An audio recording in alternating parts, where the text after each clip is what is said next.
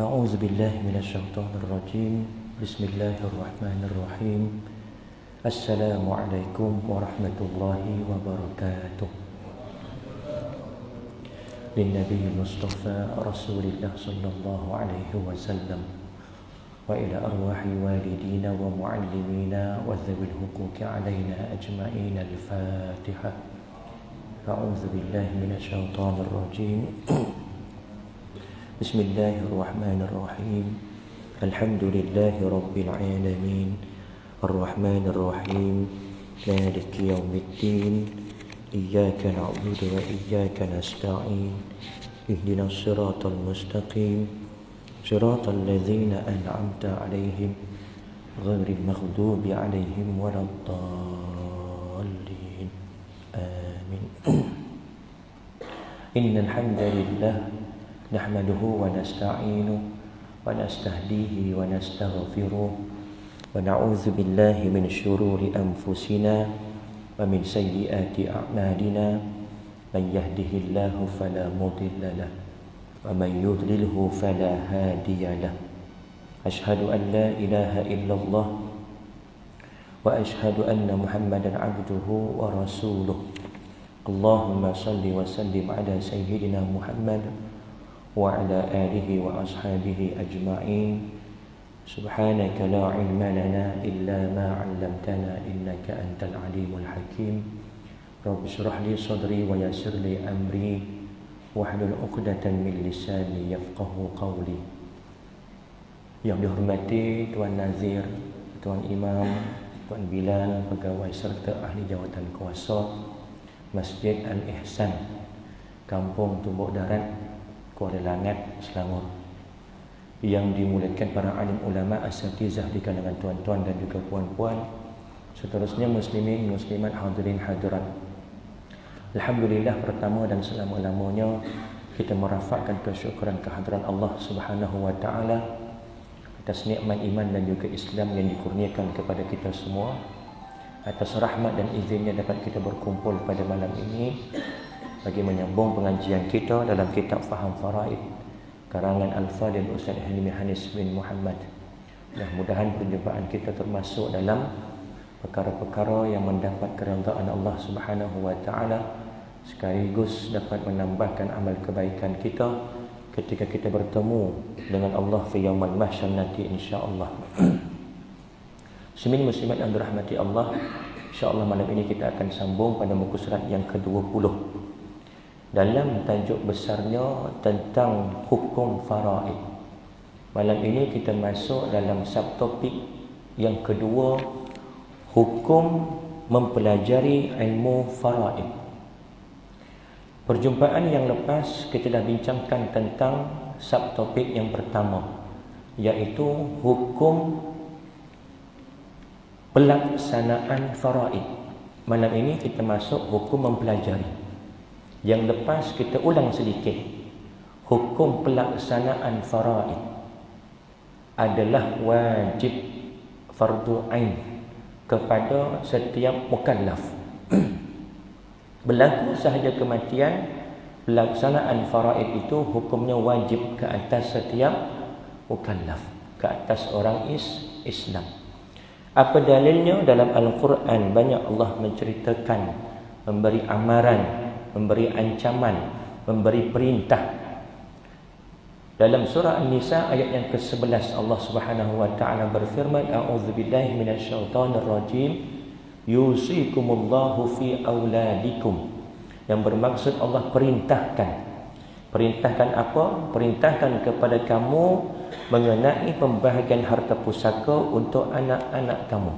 Yusi itu bermakna perintah, bermakna hukumnya wajib, perintah yang mesti kena buat. Tak buat berdosa.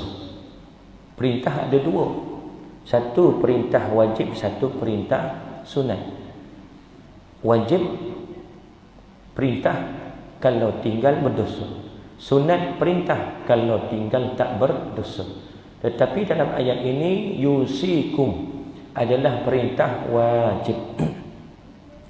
Dalam ayat yang sama juga Allah Subhanahu wa taala pada akhir ayat berfirman, fariidatan minallah pembahagian harta pusaka dan penentuan bahagian masing-masing seperti yang diterangkan. Bahagian anak berapa, lelaki, perempuan, bahagian ayah berapa, bahagian ibu berapa. Fariidatan minallah, iaitu ketetapan daripada Allah Subhanahu wa taala. Wasiyatan minallah, dan tiap-tiap hukum itu ialah ketetapan daripada Allah. Tilka hududullah. Yang demikian itu pada ayat yang ke-13. Ayat 11 Allah menceritakan tentang pembahagian pusaka bagi anak-anak, bagi ibu, bagi bapa. Ayat yang ke-12 Allah Subhanahu wa taala menceritakan pembahagian pusaka bagi suami, bagi isteri, bagi saudara seibu. Ayat yang ke-13 Allah sambung, tilka hududullah. Segala hukum yang tersebut adalah batas-batas syariat Allah Subhanahu wa taala. Ayat yang ke-14 Allah memberi ancaman. Wa may ya'sillaha wa rasulahu wa yata'adda hududahu yudkhilhu naran khalidan fiha wa lahu azabun muhin. Dan sesiapa yang derhaka kepada Allah dan Rasulnya dan melampaui batas-batas syariatnya akan dimasukkan oleh Allah ke dalam api neraka. Khalidina fiha, kekallah dia di dalamnya, dan baginya azab siksa yang amat menghinakan. Na'udzubillah min dzalik. Perintah, hujungnya Allah Subhanahu wa taala memberi ancaman. Bermakna perkara ini suatu perintah yang wajib, perintah yang sungguh-sungguh, dan diakhiri dengan ancaman.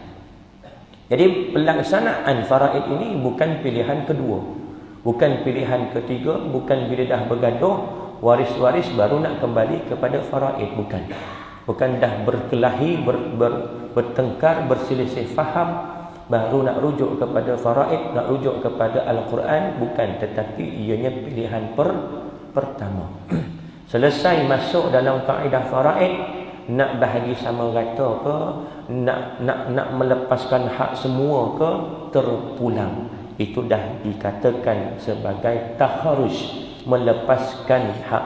Sama ada melepaskan sebahagian atau melepaskan semuanya. Sama ada melepaskan dengan imbal balik ataupun imbuhan, atau melepaskan tanpa imbuhan. Tak apalah, ambil dah. Aku tak nak, aku dah ada dah. Tak apalah, letak nama kau seorang je, tapi bayarkan aku nilai separuh tanah ni. Contoh, itu takharruj juga. Selepas masing-masing dah tahu bahagian masing-masing mengikut ketetapan Allah Subhanahu wa taala. Malam ini kita sambung pada muka surat yang ke-20.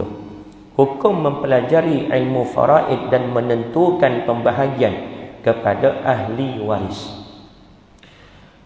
Adalah fardu kifayah bagi umat Islam untuk mempelajarinya, iaitu hanya sebahagian umat Islam yang wajib mempelajari ilmu ini. Bila sebut fardu kifayah, sebahagian buat, yang lain tak payah. Bukan makna tak payah, sebahagian buat. Asalnya fardu, dia namanya fardu juga, tetapi fardu kifayah. Asalnya fardu, maknanya wajib kepada semua mukallaf, semua umat Islam. Cuma bila sebahagian dah melaksanakan, maka gugur kewajipan yang lain. Itu maksud fardu kifayah. Apa lagi contoh fardu kifayah dalam seharian kita? Solat berjemaah. Sebahagian sudah melakukan di masjid, di rumah, di kampung kita ada yang melakukan solat berjemaah, maka gugur kewajipan. Maknanya dalam arti kata lain, tak berdosa dah yang lain tak buat. Sebab dah diangkat kefarduan tadi. Andai misal kata ada yang belajar dan kemudian ada pihak lain yang nak belajar juga, ada pihak lain yang nak solat berjemaah juga, hukum pada ketika itu bukan lagi fardu tetapi menjadi sunat, kerana kefarduan tadi telah diangkat oleh sebahagian pihak, sebahagian kelompok. Seseorang itu tidak wajib mempelajarinya jika telah ada orang lain yang menunaikan kewajipan tersebut. Qala al-Imam al-Ghazali an ilmi al-mirathi ajma'atil ummah ala annahu min furudil kifayah. Kata Imam Al-Ghazali rahimahullahu ta'ala berkenaan ilmu pusaka, Para ulama muktabar telah bersepakat bahawa ilmu ini daripada ilmu yang fardu kifayah, bukan ilmu fardu ain. Ilmu fardu ain 3. Ada setengah pendapat mengatakan 4 tambah 1 lagi. Apa dia yang 3 yang makruf? Pertama, ilmu berkait tentang akidah, berkait tentang tauhid, kepercayaan kita kepada Allah Subhanahu wa taala, yang rukun iman itulah. Kepercayaan kepada para nabi, para rasul, malaikat, kitab, hari kiamat, qada dan qadar. Itu ilmu akidah, ilmu tauhid. Ini fardu ain. Semua mukallaf wajib belajar. Bila kata mukallaf, siapa dia? Orang yang akil dan juga baligh. Itu dulu-dulu panggil akil baligh, akil baligh. Sebenarnya akil lain, baligh lain. Dua kategori yang berbeza. Akil ni orang yang berakal. Kanak-kanak yang berakal. Tak kira dia dah baligh ke belum, selagi dia berakal. Tetapi cukup tak syarat baligh? Belum. Bermakna belum wajib bagi dia untuk solat. Berakal saja tanpa baligh belum lagi cukup syarat mukallaf. Baligh saja belum berakal, belum cukup lagi syarat mukallaf. Mesti ada dua. Baligh dan juga akil, adalah sampai umur dan juga berakal. Yang kedua, ilmu fardu ain, ilmu berkait tentang fiqh, syariat, ibadah-ibadah wajib kita, wuduknya, solatnya, bersucinya, puasa. Ini semua ilmu fardu ain. Yang kedua berkait tentang fiqh. Dan yang ketiga berkait tentang akhlak tasawuf. Ada pendapat menambah satu lagi, ilmu berkait tentang ilmu fitan, peristiwa-peristiwa akhir zaman. Tapi tiga ni makruf, kita sudah maklum. Ilmu yang tiga ini fardu ain. Ilmu fardu kifayah selain daripada ini, termasuk ilmu faraid. Kepentingan. Walaupun begitu, sambung sedikit lagi. Walaupun begitu, hukum mempelajarinya menjadi sunat apabila kewajipan itu telah ditunaikan. Kepentingan mempelajari ilmu faraid. Sedia maklum bahawa mempelajari ilmu faraid adalah fardu kifayah. Namun, ilmu ini merupakan satu ilmu yang sangat penting dan dipandang tinggi oleh syarak. Tanpa ilmu ini, pembahagian harta pusaka akan menjadi sukar kerana setiap ahli waris tidak mengetahui bagaimana cara pembahagian itu. Malah akan ada ahli waris menuntut hak masing-masing berlandaskan akal dan nafsu mereka. Ini membawa kepada perselisihan dan perbalahan sesama mereka sehingga merosakkan hubungan kekeluargaan. Pusaka ni dia tak melibatkan jiran, tak ada. Bila kata pusaka ni dia melibatkan kekeluargaan, saudara terdekat, abang, adik, kakak, adik, anak, ibu, anak, bapa, cucu, atuk, nenek, cucu, anak saudara dengan bapa saudara, anak saudara dengan sepupu dia, si mati, anak dengan sepupu. Jadi melibatkan kaum kerabat pusaka ni. Tetapi berlakunya perselisihan, perbalahan sebab tak tahu dan tak tahu tempat nak rujuk. Terdapat beberapa hadis Rasulullah sallallahu alaihi wasallam dan pandangan daripada para sahabat baginda Nabi sallallahu alaihi wasallam dalam menggalakkan umat Islam mempelajari ilmu faraid. Di antaranya ialah galakan daripada Rasulullah sallallahu alaihi wasallam. Kalau kita kaji, kita lihat banyak hadis-hadis Nabi SAW menggalakkan umat supaya belajar ilmu faraid. Bahkan bukan hanya belajar tetapi mengajarkan. Tuntutan itu bukan hanya pada orang belajar tetapi mengajarkan juga. Jadi malam ini bukan hanya tuan-tuan sahaja yang mengikut perintah Nabi, saya juga termasuk dalam mengikut perintah Nabi, mudah-mudahan insya-Allah. Kerana perintah faraid ini belajar dan ajarkan kepada orang lain. Qala Rasulullah sallallahu alaihi wasallam, ta'allamul Qur'ana wa 'allimuhun nas wa ta'allamul fara'idha wa 'allimuha.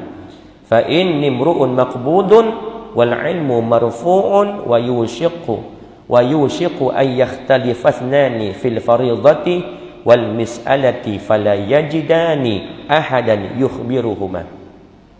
Nabi SAW bersabda yang bermaksud, pelajarilah ilmu Al-Quran dan ajarkanlah kepada manusia, dan pelajarilah ilmu faraid serta ajarkanlah ia. Dalam hadis ini perintah supaya belajar dan ajarkan Quran, diikuti dengan perintah belajar dan ajarkan faraid. Hari ini kalau kita tanya dengan adik-adik kita, anak-anak kita yang sekolah rendah tentang Al-Quran, kadang mungkin anak-anak yang tadika 5-6 tahun pun dah boleh baca Quran. Kalau di sekolah-sekolah tadika yang hijau tu, fahamlah. Hafal pun ada surah-surah yang panjang, surah muluknya, surah waqiahnya, hafal, bukan setakat tahu baca. Budak-budak pun tahu. Alhamdulillah lah, satu perkembangan yang baik. Sekolah rendahnya, sekolah menengahnya, yang siap ada taranumnya, qarinya, pandai berlagu dan sebagainya. Alhamdulillah, mengikut perintah Nabi SAW, ada yang belajar dan ada yang mengajarkan. Di sekolah-sekolah rendah kita di Selangor, di bawah JAIS, Jabatan Agama Islam Selangor, ada sekolah agama, sekolah SAR, sekolah agama rendah, SRA, sekolah rendah agama. Ada juga sekolah kafah, bawah JAIS juga, bawah pentadbiran JAIS. Dan di sekolah itu diajarkan belajar Al-Quran daripada Iqra sampailah Al-Quran. Dan ada surah-surah yang wajib dalam silibus darjah 5, darjah 6 supaya dihafalkan surah-surah tertentu, juzuk amma dan sebagainya. Alhamdulillah, ini perintah Nabi supaya belajar dan ajarkan. Dalam hadis yang sama, perintah yang berbeza tentang ilmu faraid, belajar dan ajarkan. Kalau hari ini, saat ini, kalau kita tanya dengan orang dewasa, jangan tanya budak-budak lah, tanya yang dewasa. Tanya yang dewasa yang dah habis SPM, umur 20 tahun ke atas, tanya tentang faraid, agak-agak berapa orang yang boleh jawab? Giling kepala haji belakang, termasuk haji. Sebab apa? Kita kurang penekanan. Perintah yang sama, perintah dalam hadis yang sama, perintah berbeza.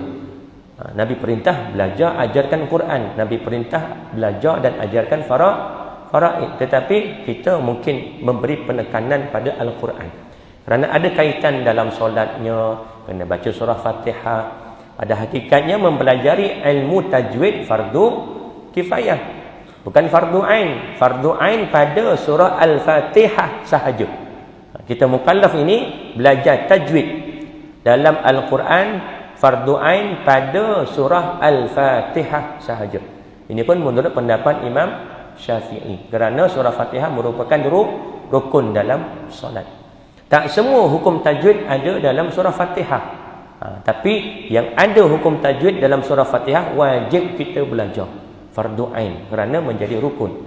Tak betul bacaan kita dalam solat, tak sah sembahyang kita, tak diterima oleh Allah Subhanahu wa taala. Di perintah yang berbeza dalam hadis yang sama, Nabi menyuruh kita belajar dan ajarkan. Setahun 2 tahun ni alhamdulillah, dakwah tentang faraid ini dah ada perkembangan yang baik. Di TV-TV pun kalau tuan-tuan boleh lihat, di hari-hari Ahad biasa, TV Hijrah ada slot berkait tentang faraid. Kadang yang menyampaikan sahabat saya, Tuan Presiden Pertubuhan Doa Faraid Malaysia, Ustaz Uqsairi Saleh. Kadang timbalannya penulis kitab ini, Al-Fadil Ustaz Hilmi Hanis bin Muhammad, yang akan memberi slot di TV Al-Hijrah. Di radio-radio juga ada wakil daripada MAIS menerangkan tentang faraid dan sebagainya. Dah mula berkembang, alhamdulillah. Ini satu perkembangan yang baik. Sebab tujuan utama, antara tujuan utama kita belajar ilmu faraid adalah supaya kita tidak memakan harta orang lain, tidak mengambil hak waris lain daripada harta pusaka. Mak kita mati, ayah kita mati, ada harta, kita tak tahu ni siapa punya, siapa yang berhak, kita ambil semua sebab tak tahu. Ini antara matlamat tujuan selain perintah Nabi, hikmahnya supaya tidak ada mengambil hak orang lain, waris lain. tidak memakan harta secara batil. Sesungguhnya aku, kata Nabi SAW, manusia biasa yang akan meninggal dunia juga, dan ilmu akan hilang, yakni dengan kematian yang mempunyai ilmu tersebut. Sesungguhnya, kata Nabi SAW, aku sangat resah dan takut jika nantinya ada orang yang bertengkar tentang pembahagian warisan, yakni pusaka dan permasalahan lainnya. Bila kata bertengkar ni tentang pusaka ni, antara siapa? Antara keluarga lah. Tak akan berlaku kita dengan jiran kita bergaduh pasal pusaka ayah kita. Tak akan berlaku. Sebab dia tak ada kaitan. Jadi bila berlaku pergaduhan, perselisihan tentang pusaka di kalangan keluarga. Ini yang Nabi SAW sangat resah dan takut jika nantinya akan ada pertengkaran, perbalahan tentang pembahagian warisan dan permasalahan lainnya. Akan tetapi mereka tidak menemukan seorang pun yang sanggup meleraikan dan menyelesaikan masalah mereka. Minggu lepas, hari ini hari Khamis, malam Rabu, minggu lepas, saya ada kuliah di Batu Laut, di Surau Taufiqiyah Simpang 4, di Kemas, sekolah Kemas tu. Petang Rabu tu ada orang WhatsApp saya, Ustaz, malam ni nak jumpa Ustaz. Lepas saya bagi tahu lah, saya ada kuliah malam ni, jadi boleh tak kalau nak jumpa lepas habis kuliah lah, dalam pukul 9.30 ke lebih sikit ke. Sebab biasa kalau dekat surau tu dia ada makan-makan macam dekat masjid kita, tapi tak semua masjid ada makan-makan. Jadi kalau tak ada makan-makan, cepatlah sikit baliknya. Kalau ada makan-makan, nyembang-nyembangnya lagi 9.30, 9.45 barulah balik. Saya cakap macam tu dengan dia. Dia kata okey Ustaz, saya tunggu.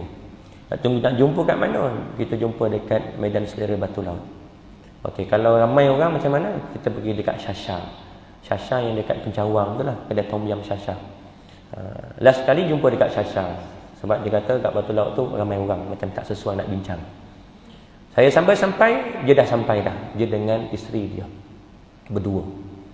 Tapi sebelum nak mulakan perbicaraan tu, dia cakap, Ustaz, saya nak minta izin rakam sebab isteri saya akan rakam perbualan kita. Saya tanya, kenapa ni, apa masalah ni? Macam mana boleh tahu saya ni? Saya tanya, kan cik dari mana? Saya dari Puchong, katanya. Puchong? Saya terkejut. Kenapa sampai ke Batu Laut cari saya? Kenapa tak cari ustaz-ustaz lain ke yang berhampiran? Kata, saya jumpa ustaz, kenal ustaz ikut Facebook, katanya. Sebab ustaz ada buat live kadang dekat YouTube ada, jadi saya ikuti pengajian ustaz dan ada nombor telefon ustaz, saya hubungi, malam ni saya nak jumpa ustaz. Okay, tak apalah. Isu dia perbalahan antara dia dan juga pak cik dia, bapa saudara dia, lebih 3 tahun. Tapi malam tu alhamdulillah selesai. Isu dia apa tahu? Isu dia harta pusaka tanah daripada milik arwah atuknya. Atuknya ni meninggal dunia, ada tanah. Dan mengikut warisnya adalah anak-anaknya. Ada lelaki, ada perempuan. Termasuk ibu orang yang nak jumpa saya tu. Orang yang jumpa saya tu, ibunya. Saya buat lakaran dah, nak bagi nampak. Nanti kan kurang jelas. Ni si mati. Sidik lagi mati. Saya suka letak nama Sidik. Sidik ni ada anak. Anak berapa orang saya tak pasti. Anggaplah anaknya ada 5 orang. 3 lelaki, 2 perempuan.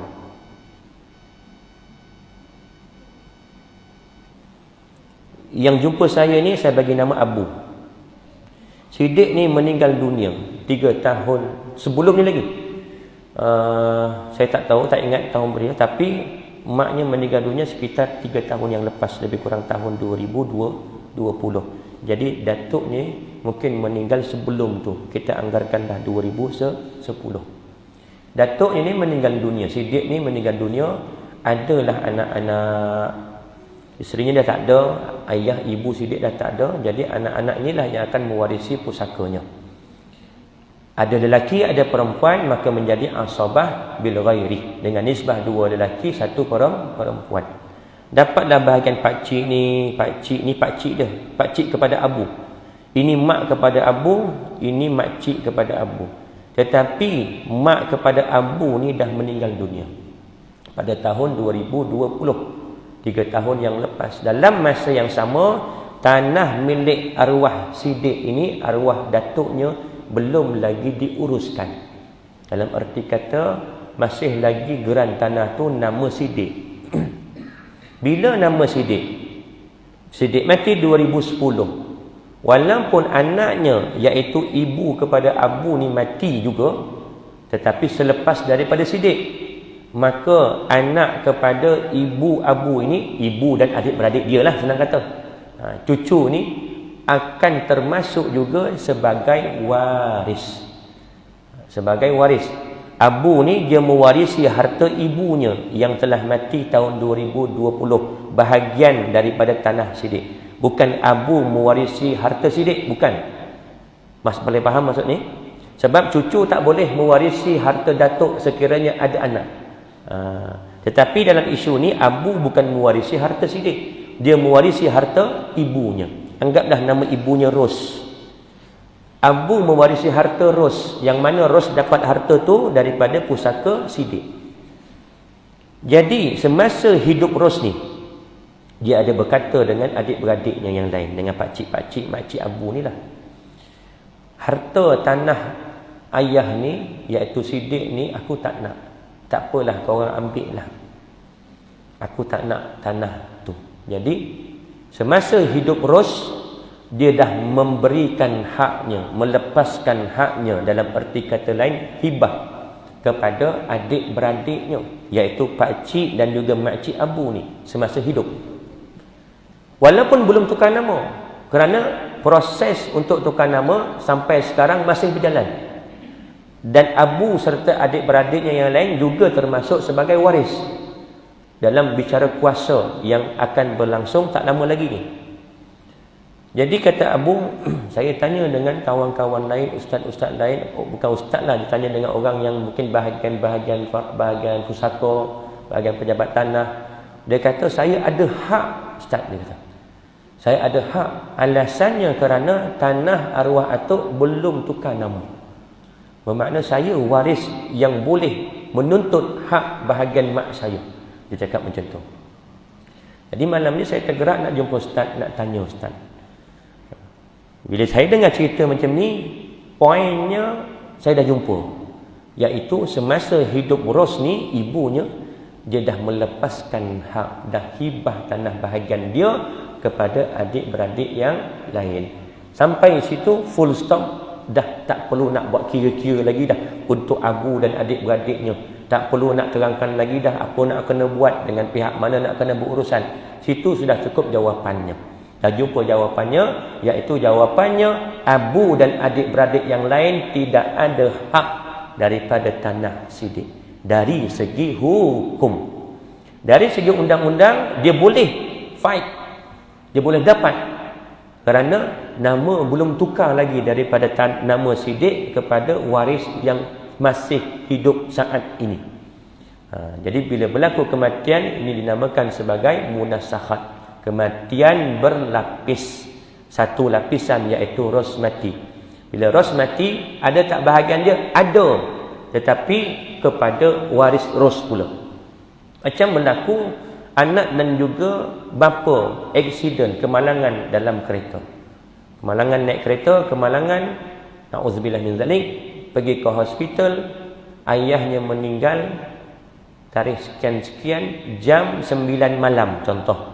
Anaknya pula meninggal hari yang sama, jam 9:05. Maknanya siapa mati dulu? Ayah mati dulu. Anak ni berhak ke tidak mewarisi harta ayah? Berhak. Syarat untuk mewarisi pusaka, waris hidup semasa pemilik harta mati. Itu syarat. Bahkan dalam janin pun dikira waris. Cuma nanti kita akan masuk dalam perbahasan anak yang berada dalam janin, adakah dikira waris ataupun tidak? Ya, dikirakan hidup secara takdiri atau hukmi. Dan dia dikira waris. Apa ustaz? Dia dah mati dah, apa guna dia dapat harta pusaka? Kita fikir macam tu. Tetapi dari segi hukum, dia ada hak, dan harta yang dia dapat bahagian dia daripada bapa yang mati awal 5 minit tadi akan dipusakai oleh waris dia pula. Dekat situ pentingnya kita faham tentang faraid. Dari segi dia yang mati anak ni, memang kita kata dah tak ada guna dah Ustaz, biarlah, dia dah mati dah, bukan dapat apa-apa manfaat pun untuk dia. Bukan untuk dia, tetapi untuk waris dia. Waris dia akan mewarisi harta dia bersama dengan harta yang dia warisi daripada bapanya. Kerana dia layak mendapat pusaka bapanya, walaupun dia mati selepas 5 minit daripada bapanya. Sama juga dalam hal ini. Dalam hal ini, kalau ikutkan ambu ni dari segi undang-undang, dia boleh tuntut hak dia di mahkamah, di pejabat pusaka. Dia kata saya waris, saya dikira sebagai waris dan saya nak tuntut hak saya. Adik-beradik ambu ni semua dah buat surat. Dia ada satu borang tu untuk menyerahkan bahagian kepada pakcik-pakciknya ni.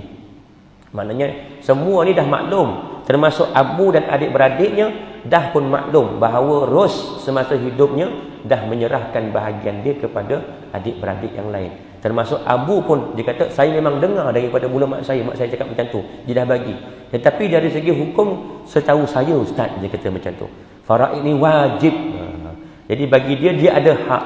Yang dia tanya dengan orang-orang yang mungkin memberi pandangan dari sudut hukum undang-undang, dia kata dia ada hak, dia boleh untuk menuntut. Jadi dia jumpa dengan saya kata dari segi hukum undang-undang dia memang ada hak boleh lawan, boleh menang, tetapi dari segi hukum dia tiada hak.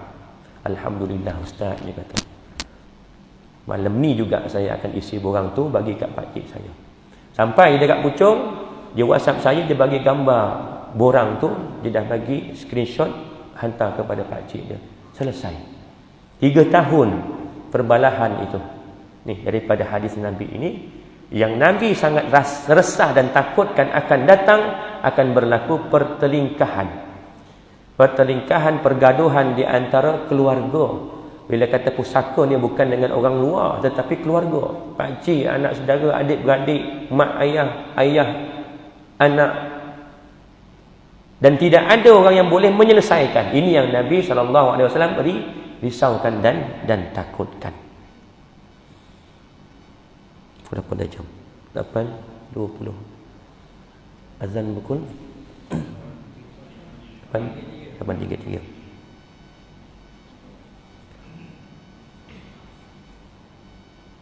Dalam hadis lain, qala Rasulullah sallallahu alaihi wasallam, ta'allamul fara'idha wa 'allimuhun nas, fa inni imru'un maqbudun wa inna hadzal 'ilma sayaqbidu wa tazharul fitan hatta yakhtalifa ithnani fil fariidati fala yajidani man yaqdiya fiha.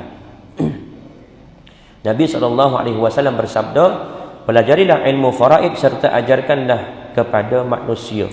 Sesungguhnya aku manusia biasa yang akan meninggal dunia juga, dan sesungguhnya ilmu ini akan hilang dengan kematian yang mempunyai ilmu tersebut.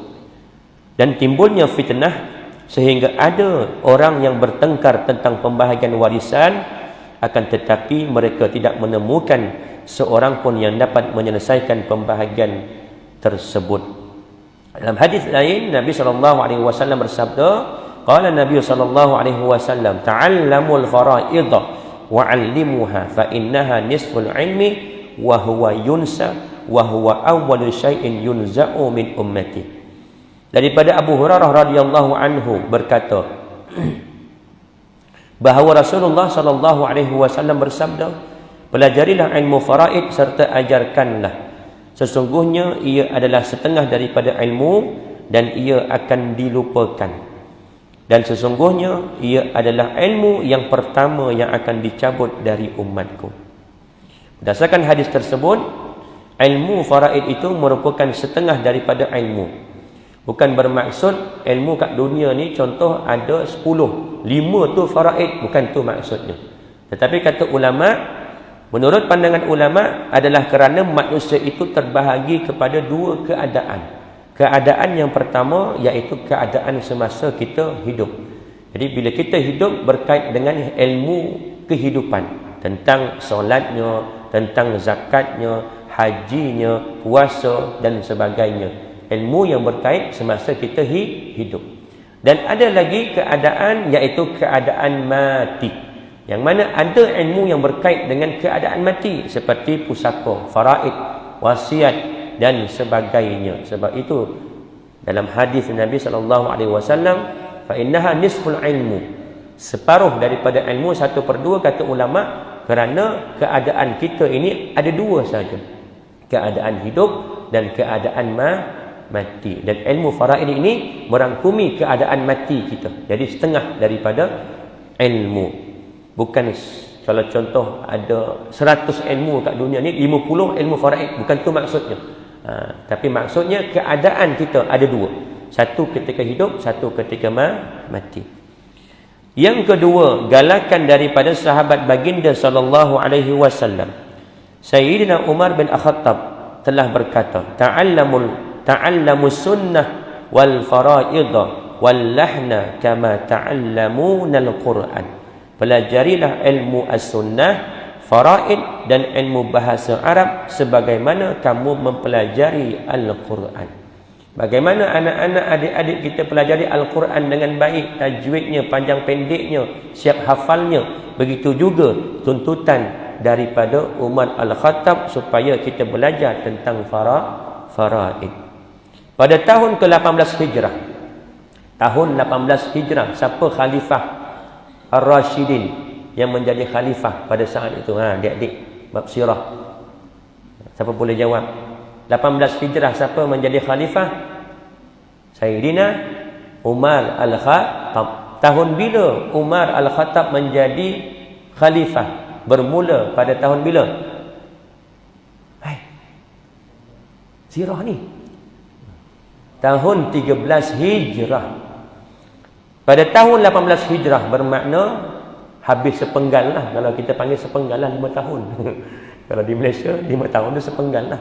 Sepenggal Khalifah Umar Al-Khattab menjadi khalifah, Sayyidina Umar Ibn Khattab masih lagi menjadi khalifah. Telah pergi ke negeri Syam untuk mengajarkan ilmu faraid kepada penduduk di sana. Seorang khalifah, bukan wakil khalifah, bukan mufti, bukan pegawai-pegawai yang diarahkan oleh khalifah, tidak, tetapi khalifah sendiri yang pergi ke Syam untuk mengajarkan ilmu faraid. Nak kata pentingnya ilmu faraid ini, kalau pada zaman sahabat boleh dikatakan semua menguasai ilmu faraid. Cuma yang paling terkenal dengan kehebatannya dalam ilmu faraid adalah Zaid bin Thabit. Itu semua sahabat mengakui, bahkan Nabi SAW juga mengakui kepantasan dan kehebatan Zaid bin Thabit dalam menyelesaikan permasalahan faraid. Kesungguhan para ulama dalam menyebarkan ilmu faraid, disebabkan ilmu faraid amat penting, para ulama banyak menghabiskan masa mereka dalam mempelajarinya dan mengajarinya. Malah terdapat juga ulama yang mencipta kaedah-kaedah tertentu yang mudah untuk menguasai ilmu ini, seperti kaedah jadual segitiga oleh Al-Syekh Nabil Kamaluddin, kaedah matan syair Arjuzah oleh Al-Syekh Abdul Fattah Abdul Ghani, matan syair Ar-Rahabiyah oleh Al-Syekh Muhammad bin Ali, matan syair Al-Maysurah oleh Al-Syekh Salah Al-Ja'fari, matan syair Udda Al-Farid oleh Al-Syekh Sa'id bin Sa'ad, kaedah Syajaratul Mirath oleh Al-Fadil Ustaz Imam Malik Nasirin dan Al-Fadil Ustaz Jabal Alamsyah, kaedah Fajar oleh penyusun sendiri, dan kaedah-kaedah yang lainnya. Macam-macam ulama membina kaedah, membina formula-formula supaya umat dapat menguasai ilmu faraid dengan mudah. Kalau kita matematik tu diciptakan sifir supaya mudah untuk kita menyelesaikan masalah-masalah tentang perhitungan. Begitu juga dalam faraid, ulama-ulama membina kaedah, macam-macam kaedah supaya kita dapat menguasai ilmu faraid. Al-Fadil Ustaz Jabal Alamsyah merupakan guru saya dalam ilmu faraid sewaktu saya di Mesir, dan beliau telah kembali ke rahmatullah pada tanggal 2 Mei 2021 yang lepas. Sama-sama kita sedekahkan Al-Fatihah. A'udzubillah minasyaitanir rajim.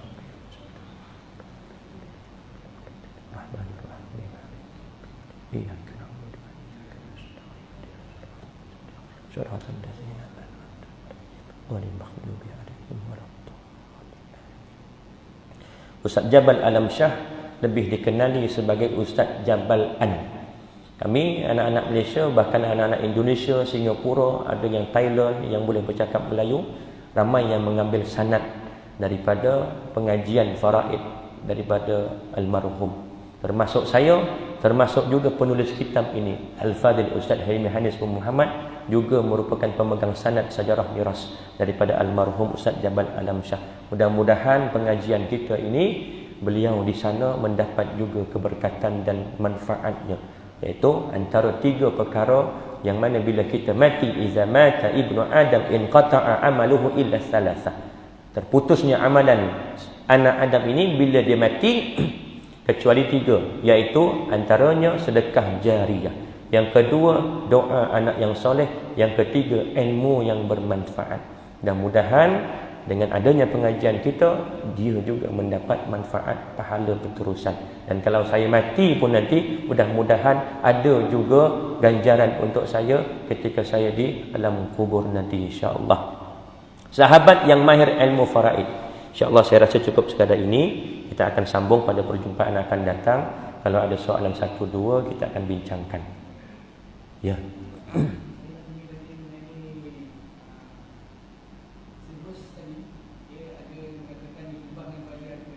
Okey.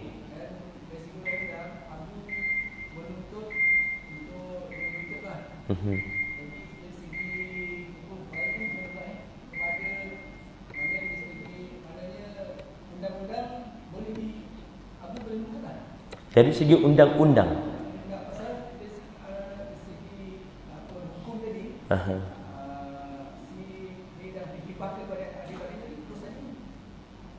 Jadi? Okey. Okey.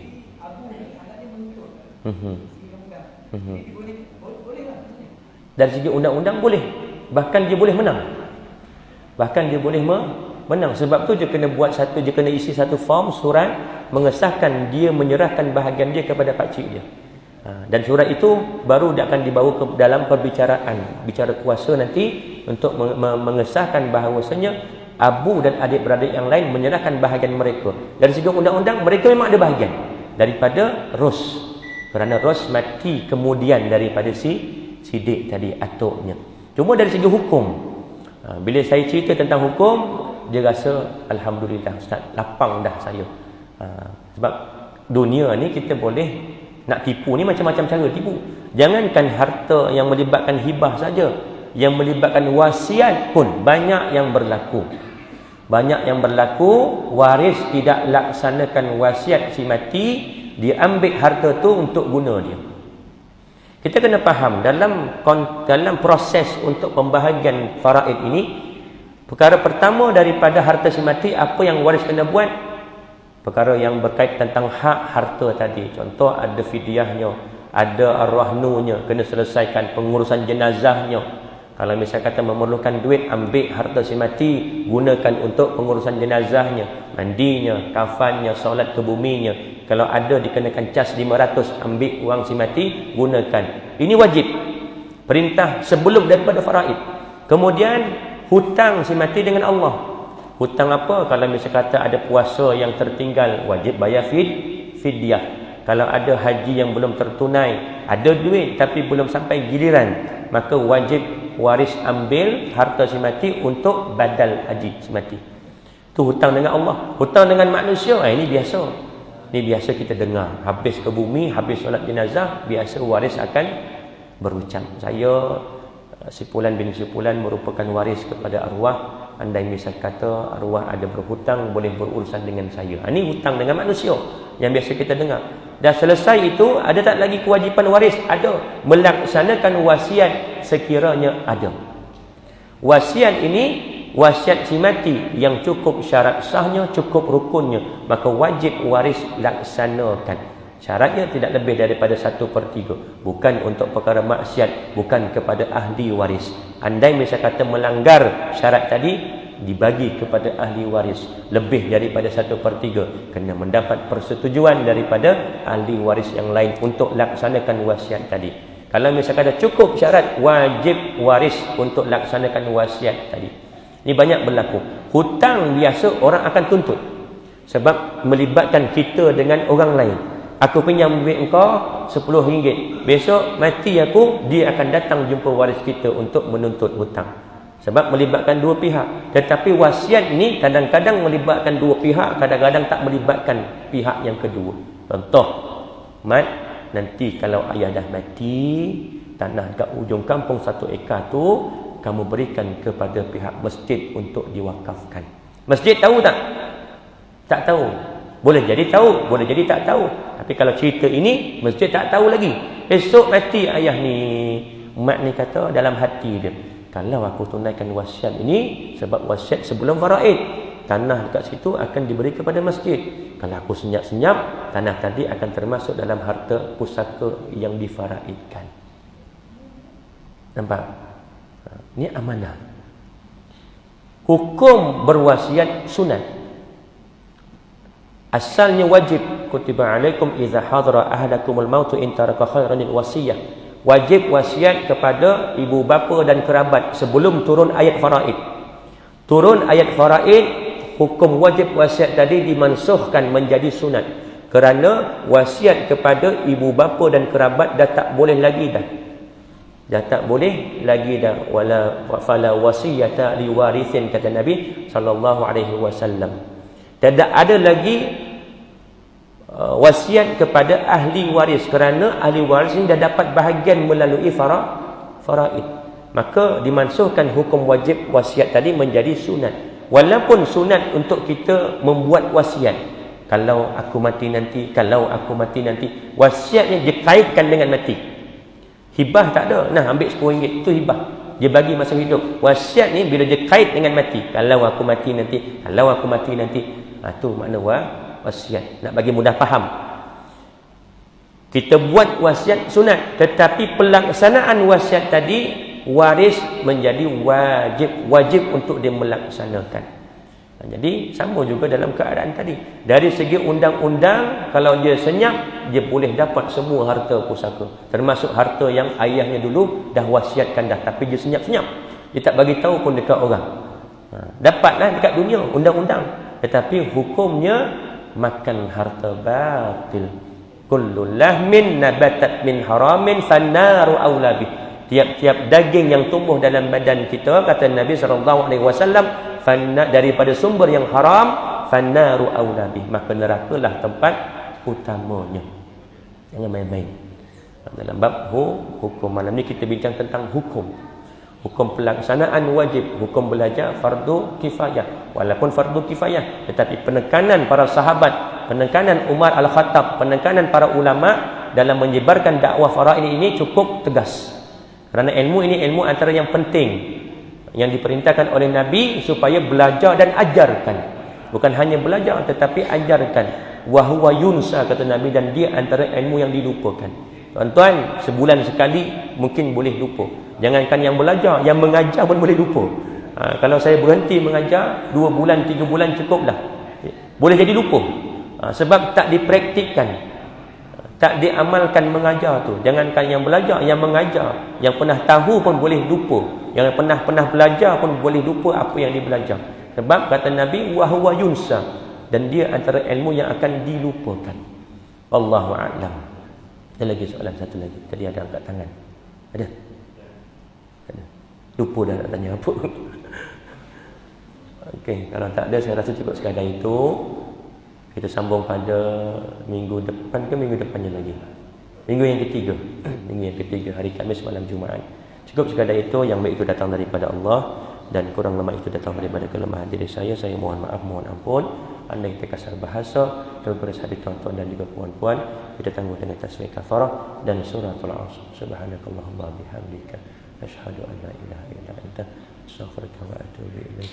Bismillahirrahmanirrahim. Wal 'asri innal insana lafi khusr illa alladzina amanu wa 'amilus shalihat wa tawassaw bil haqq wa tawassaw bis sabr. Kita sama-sama membacakan doa selamat kepada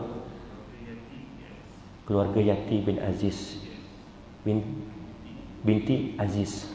Keluarga Yati binti Aziz diminta kepada pihak masjid untuk sama-sama kita membacakan doa selamat. Mungkin ketika ini dia ada masalah dari segi kesihatan yang kita tak tahu. Mudah-mudahan dipermudahkan, diselamatkan apa jua musibah yang ditimpa oleh dia dan juga keluarga. Sama-sama kita membacakan doa selamat Al-Fatihah.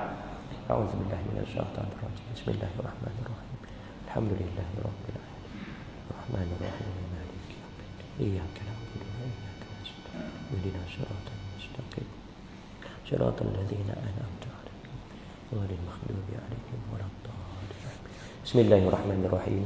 Alhamdulillahirabbil alamin. Wassalatu wassalamu ala asyrafil anbiya'i wal mursalin wa ala alihi wa sahbihi ajma'in. Allahumma ighfir lana dhunubana wa liwalidina warhamhum kama rabbawna shighara wa li jami'il mu'minina wal mu'minat wal muslimina wal muslimat wal mu'allimina wal mu'allimat al ahya'i minhum wal amwat bi rahmatika ya arhamar rahimin. Allahumma inna nastahfizuka wa nastawdi'uka adyanana wa imanana wa anfusana wa amwalana wa ahlana wa awladana wa azwajana wa kulla shay'in a'taytana. Allahumma ij'alna wa iyyahum fi kanafika wa amanika wa jiwarika wa iyazika min kulli syaitanin marid wa jabbarin anid wa dhi 'ainin wa dhi baghin wa syarrin kulli dhi syarrin innaka 'ala kulli syai'in qadir. Allahumma inna nas'aluka salamatan fid din wa 'afiyatan fil jasad wa ziyadatan fil 'ilmi wa barakatan fil rizq wa tawbatan qabla al maut wa rahmatan 'inda al maut wa maghfiratan ba'da al maut. Allahumma hawwin 'alaina fi sakaratil maut والنجاة من النار والعفو عند الحساب.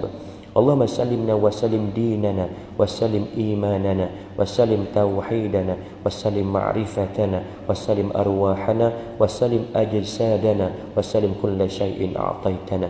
اللهم جملنا بالعافية والسلامة وحققنا بالتقوى والاستقامة وعزنا من موجبة الندامة في الهال والمال إنك سميع الدعاء. ربنا هب لنا من أزواجنا وذرياتنا قرة أعين واجعلنا للمتقين إماما.